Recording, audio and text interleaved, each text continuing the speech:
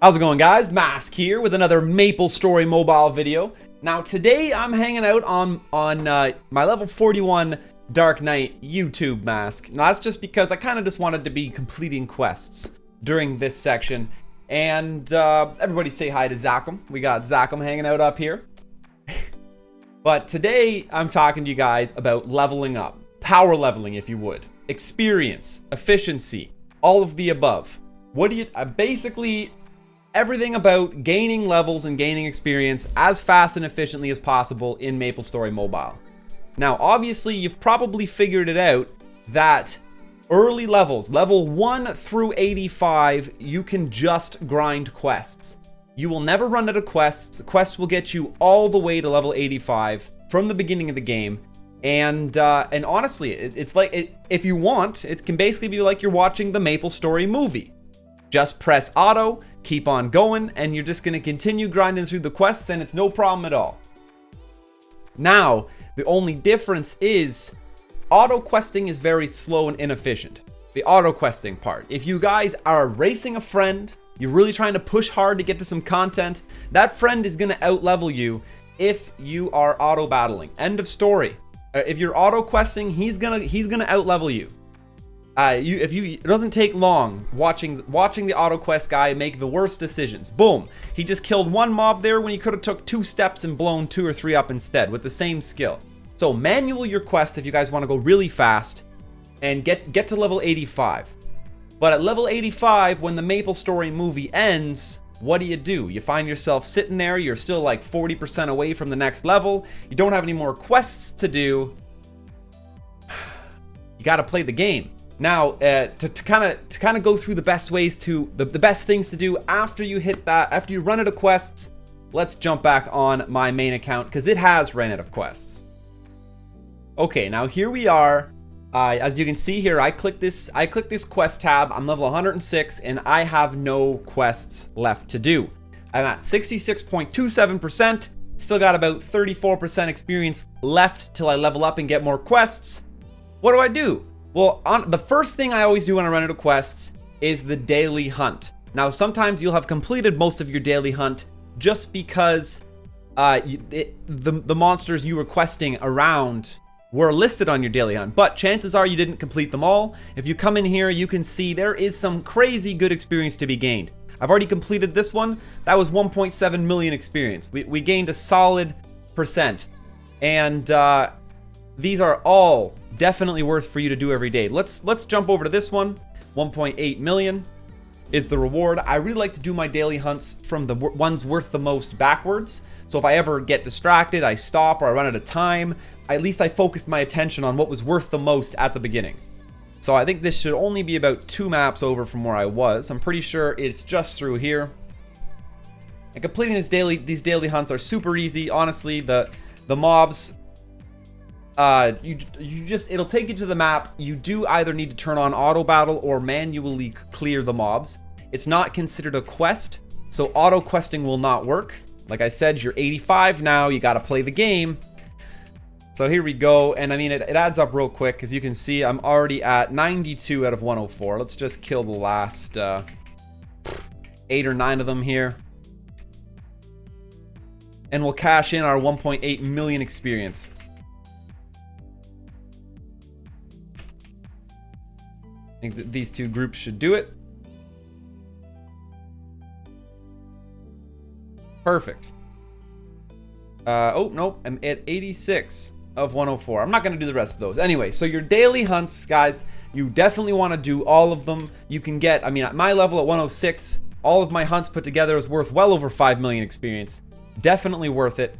Now, aside from once you have your daily hunts complete, make sure you finish and do all of your daily dungeons. Net's Pyramid gives a ton of experience. Your mini dungeon gives you a ton of experience. Elite dungeon, tons of experience. Daily dungeon. And don't just use your free entries. Make sure you check every day if any of your entry tickets have an expiry date. Often the extra spare entry tickets to these dungeons expire after 24 hours. So you think, like, oh, I'm just going to stockpile these because it's better. I'm doing harder dungeons later. I'm going to stockpile these tickets and I'll use them on the harder dungeons.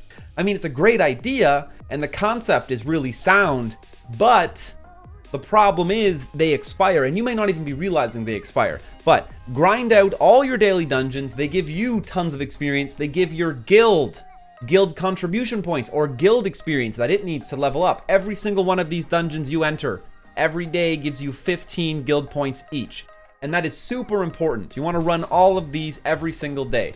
Now, the mini dungeon in particular, it may not seem like the best experience, but it is one of the best places to auto battle in. I use all of my free 2 hours of auto battle charge in the mini dungeon every day, just because it's a very confined space, very efficient movement when you're in it, and your AI really can't screw up auto battling in there. It's typically just 3 different tiers. I'm actually trying to get myself in there at this moment.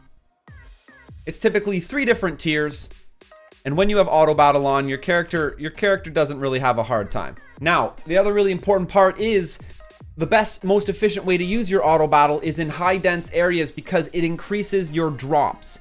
It increases your natural drop rate of items that you're getting of any kind. So the best place to get loot in the game is auto battling in the mini dungeons. As you can, like, my character's not really screwing up too much. I'm getting 900 experience now because I got my fever buff going. I'm normally getting about 700, so it's a great place for experience. You drop a lot of mesos, and you should really auto battle here because it's going to get you more loot, more everything. Now let's get out of the mini dungeon. You can take a break at any time by pressing exit, take a break, and you can resume and use up the rest of that time. So you also don't have to be scared of entering the mini dungeon. At first, I never wanted to do it, and I missed a lot of my uses in my first couple days because I didn't realize that you could actually take a break, and I didn't have to sit down and use all of that 30 minutes at once. So you got all your dailies done. You've no more quests left. You've done all your daily hunts. What do you do for experience? Well, I mean, your only real opportunity is to grind mobs.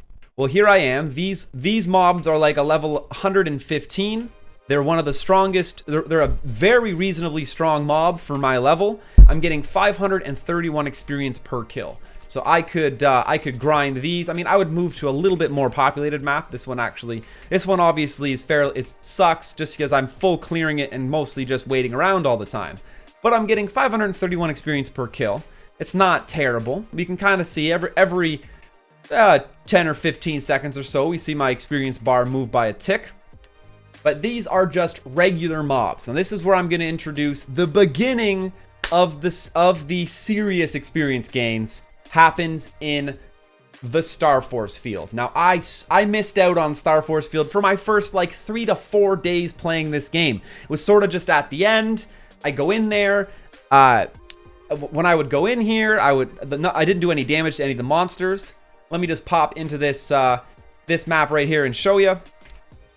I don't have the Star Force required to do damage to these mobs, and as you can see, I'm literally hitting them for 7s, 9s, and 10s, and they are murdering me. This was my first experience in the Star Force field, and I didn't really know what was going on. I didn't quite understand it. But all you need to do is make sure you have the correct required Star Force to enter any given area. So if I come in here, I can actually kill these mobs now, and when I do, you can see 1,781 experience. This is the level 105 plus Star Force dungeon, so it's the correct dungeon for my level. These mobs are relatively close to me in level, and I'm getting 1,781 experience. It just goes to show you how worth it these Star Force dungeons are. Let me just get to a safe spot here so I can open up my inventory.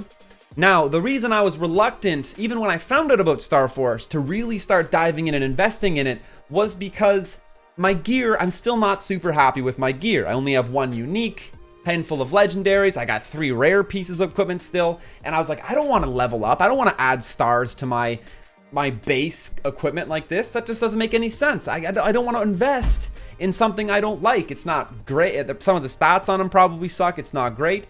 But I was wrong. 100% I was wrong. Now, adding these stars are super easy. You just go to Forge, go to the Enhance tab, And all you gotta do is stop the star in the orange section here, and boom, helmet was upgraded to 6 stars. And as you can see, that upgrade to 6 stars only cost me 200k. And the earlier upgrades are way less as well. Let me see if I can find something that I can upgrade here. This is a magician outfit. It's actually, no, it's not going to be an improvement to that at all. Pretty well nothing I have here is going to be an improvement. But we'll do it anyway. So, enhance. If I throw the robe in. For the first enhancement, it's only 10k. So we got 10,000, and that's your first star on any piece of equipment. The next one is only cost you 15,000, and then it starts doubling. Here's 30 for the 3rd star, 55 for the 4th, and it costs 100k for the 5th. Then 200k for your 6th star. All right, probably could have stopped a while ago, but that being said, so it only cost me, well, just shy of 200k, I would say, to get that one piece of equipment all the way to 5 stars. Now you have 1, 2, 3, 4, 5, 6, 7, 8 different slots that you can put stars on. Now, that makes it super easy. You want to get into some of the early on Star Force maps? It starts being efficient around around Star Force 30. If I go ahead and jump into the Star Force 30, actually let's go into 25. Actually, we'll go into 20. This is level 70 to 80 suggested. So really, that's not good. We're gonna go into 25 because, like I said, you should be questing until 85. That's all you got to do. So Cloud Park 4 stars, a recommended level 80 to 90 with 25 stars. 25 stars is super easy to get. Put 4 stars on your weapon and put 3 stars on every other piece of gear you have. 8, 16, 24 plus the extra star on your weapon, and boom, you've made it into this Star Force map. Now let's check it out. 731 experience. I'm already getting more experience killing on this level 80 to 90 Star Force map than I was getting solo killing mobs on solo killing level 111 mobs outside of the Star Force dungeon. It just shows you how much extra experience you get by killing these Star Force maps. It's so worth it. Now this is only 25. It's super easy to make it to 30, and it just keeps going up. It does not slow down. As you guys seen, I was getting like 1,700 experience per kill by myself. Now, with 8 pieces of equipment that you can add stars to, you want to get to Star Force 40, you only need 5 stars on all 8 of those pieces. That is super easy. It's only going to cost you maybe 1.5 million mesos, which by the time you hit 85 and you're done doing your quests, you should have 3 or 4 million if you haven't spent them on a whole lot yet. I'm going to jump back into this 45 star map. There isn't a 51, so I have no obligation to grind my way back to 50. And let's take one last quick look at how much experience I'm getting by myself here. Hint, I'm clarifying by myself. 1,781 experience. Now I'm going to show you guys how you get the craziest, fastest experience you've ever seen in this game. We'll be right back. All right, here we are, still on the 45 Star Force map, but this time I got 5 friends with me, and I'm in a party of 6 people. Now, this is where stuff gets insane. Take a look at my experience. 1,887 experience. My experience has not been nerfed at all. I'm actually getting slightly more than when I was solo, but that's not because I'm in a party. It's for some reason it just got bumped up. I think I didn't have my bishop experience buff on before, and now I do. So 1,887 experience per kill, not nerfed by at all because I'm in a party. So just sort of wrap your head around that. In normal games, when you party up with someone, let's say a mob's worth 2,000 experience, you got 4 people. Everyone will get 500 experience apiece, and then they'll be like, okay, and you get a 20% bonus. So instead of splitting it evenly and getting 500 each, you all get like 700 each. Fantastic. But check out this experience. It's going nuts. And there are these runes on the map that you just saw me click that give you they spawn and give you a 2-minute buff. That gives you like a 50% experience boost. Maybe it's 25, whatever. But you saw it. Now I'm getting 2,700 per kill. Boom. That was like 10 that just shot past my screen. I just got 27,000 experience in a snap of my fingers. Sure, there's rest XP in the game. When you finish doing your quests, finish doing stuff, you can go ahead and AFK and earn rest XP, but that's like, you get maybe a couple million in your 5 or 6 hours that you're off the game. Check out this experience. I'm getting probably 200k experience every 10, 15 seconds here. 2700s are just flying across the screen. This is the true end game to experience gain. And truthfully, levels 9, I did this levels 94 through like 104, and that flew by. That was like a less than a 2-day process for me. So it was so fast, it felt more efficient than my quests.